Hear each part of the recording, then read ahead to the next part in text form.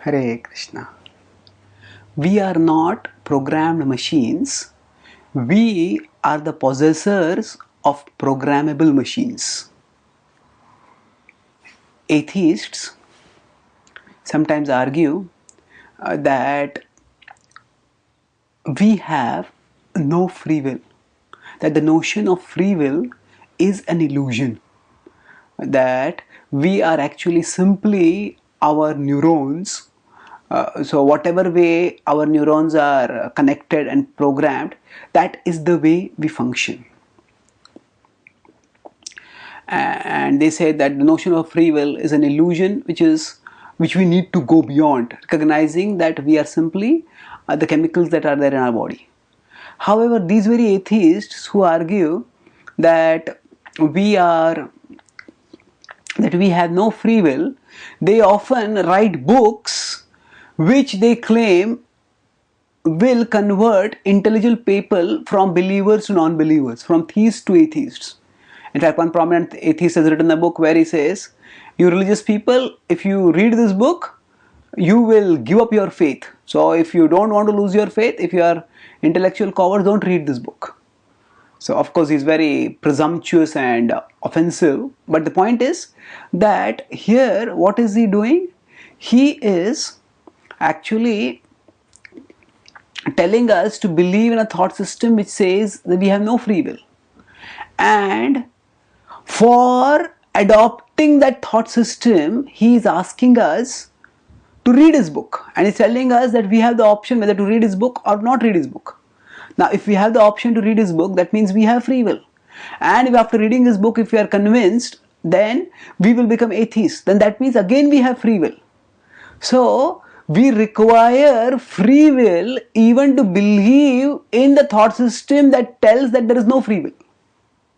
So this is utterly self-contradictory. And such self-contradiction is a result of reductionistic belief systems which are propagated by atheism. Krishna talks about this in 16.9 in the Bhagavad Gita when he states, Etam drishtim avaishtabhya nashtatmano alpa buddhaya prabhavanti ugra karmana kshayaya jagato hitaha. He says, Etam drishtim avaishtabhya. When people accept such a vision, in 16.8 he has described that vision. What is that? Asatyam aptishtamte jagadahur anishwaram. That the world is anishwara, that there is no God in control. Those who think like this, nashtatmano alpa buddhaya, they destroy their soul. That means they accept thought systems which deny the reality of the soul. And alpa buddhaya, they are less intelligent because they propagate ideas which are self-contradictory. So the Bhagavad Gita explains further about this programming. Yes, there is programming. We are all programmed.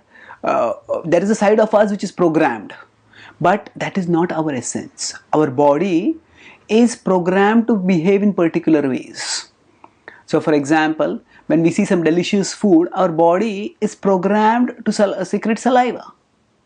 But although the body is programmed to secrete saliva, we are not our body. We are the operators of our body. We are conscious beings. And as conscious beings, we can choose whether to act according to the programming of the body or to choose another course of action. So for example, a person who has diabetes, even for that person, the tongue may salivate on seeing sweets and one may be inclined to eat it. But if the diabetic person makes a discipline that no, I am not going to be eating sugar items, sweets, then gradually what will happen? The programming can be changed. And by determination, people can change their tastes. So people who are addicted to certain habits can give up their addictions and become sober human beings. So that means we are not just programmed machines. We are souls. Who are the operators of bodies which are not programmed machines only. Yes, the bodies are programmed machines. The bodies are also programmable machines. There is a programming in the body, but the programming can be changed. And that programming, when it is changed, our behavior can be changed. And the possibility of changing our programming is what opens the opportunity for human development, for human growth, and for ultimately human liberation. So the whole purpose of yoga, especially bhakti yoga, is to change our programming, so that presently we are programmed to be attracted to the world and its objects, but we can change our programming by which we become attracted towards Krishna. And then the bodily programming coincides with the soul's natural longing. And when the longing of the soul and the programming of the body are harmonized, then even in this world we can experience joyful absorption in Krishna, and will be guaranteed that at the end of life we will attain Krishna. Thank you. Hare Krishna.